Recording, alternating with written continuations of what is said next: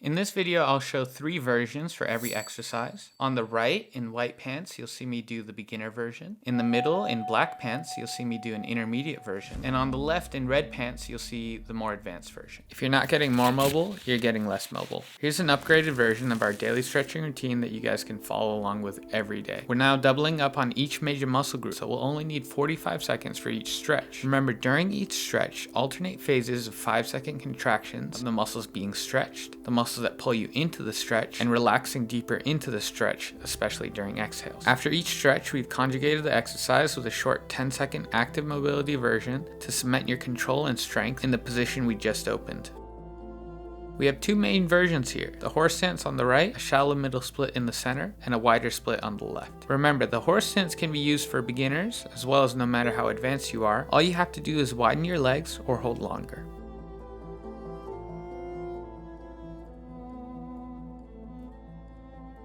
Now we have a standing hip abduction, straddle headstand, and a handstand. Remember, from part 3 of our intro series, you want a distal external focus, so reach your feet towards something far away from you for the best results.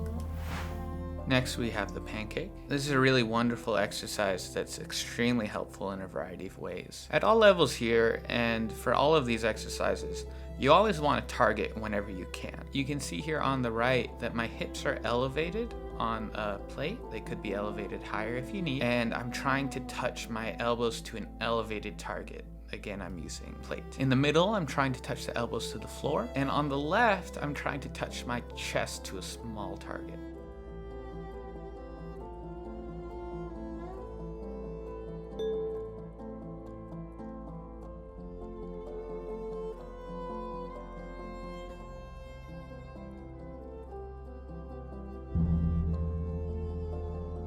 Now we have 3 versions of the straddle L sit. Easiest is hands behind you and hips on the floor. Slightly harder will be hands in front. And if you then lift the hips off the floor and feet to the sky, we have the straddle L sit, which you should do with as much elevation as needed, but as little as possible.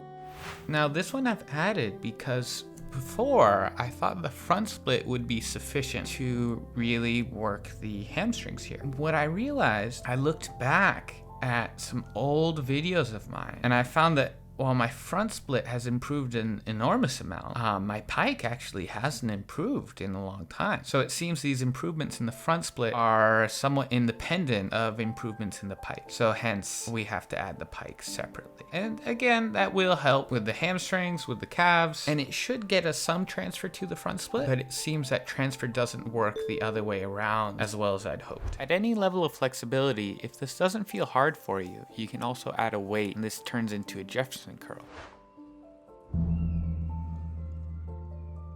Now we have a pike compression on the right, L sit in the center, and V sit on the left. All of these are excellent for developing active hip flexion, and the V sit especially is also great for building scapular strength and stability. So this is another addition that we didn't have previously that's really had some great effects on our improvements in the front split. And so again, before, the idea was that with the front split, we can simultaneously really get the hamstring of the front leg, the hip flexor of the back leg, and really improve both of those at the same time. But when we added the couch stretch and isolated the hip flexors in knee flexion, we found that we've had some excellent improvements here. And again, that's because some of those hip flexors also cross the knee. So you're not going to get a full stretch of those unless you're in full knee flexion, which we really get with the couch stretch here.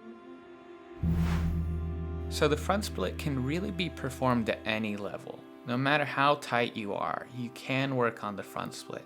And so you can see on the right there, I'm really not going very deep. Maybe even that is more than what you can do right now, and that's perfectly fine. You're still gonna get a lot out of this stretch. Just make sure to challenge yourself, right? And as you get better, you'll be able to go deeper and deeper into that front split.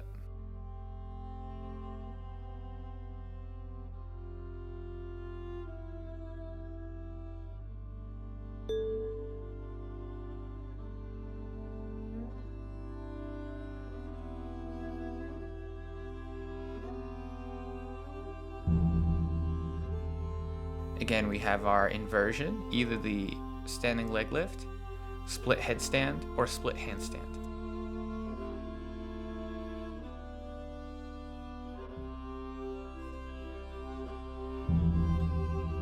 The toe stretch is next. There's a fancy yoga name for this, but I like to call it the toe stretch. The toes are really important and often ignored to your own detriment, because what you'll find when you go to do a lot of things is that if your toes are really tight, it will really hold you back. So this is a really great way to work on that. I notice the toes, just like the fingers, are very weird, and some people have very flexible toes, even if they're tight everywhere else, and vice versa. So something you may find that you're quite good at. I am clearly not. This one is quite tough for me. I'm still working on it, still improving it. So you can see in the right and center, I'm trying to touch the knees to a target, and on the left, as you get more advanced, when you can do it better than me, get your knees a few millimeters off the floor, that's when you want to remove the target and just add a balance component as well. After the toe stretch, an active toe lift is really nice to reinforce the range we just opened.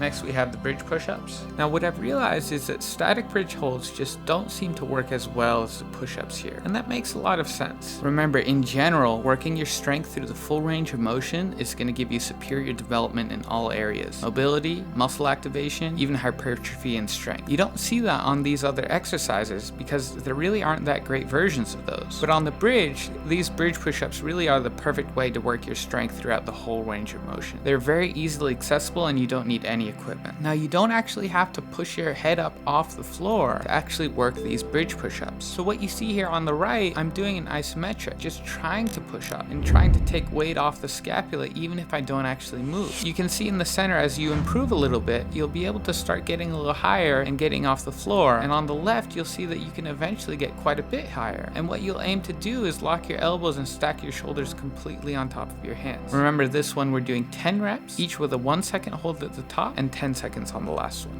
And for our last exercise here, we're gonna hold 10 seconds either the Superman, just lifting your head and your legs up as high as you can off the floor, or if you can, a Mexican handstand is a great way to work this. If you wanna know why an Edo Portal student made this static stretching routine, click here. And if you want me to transform the way you think about your body, fitness, and movement, watch this series. Thanks for watching, guys. Have a great day.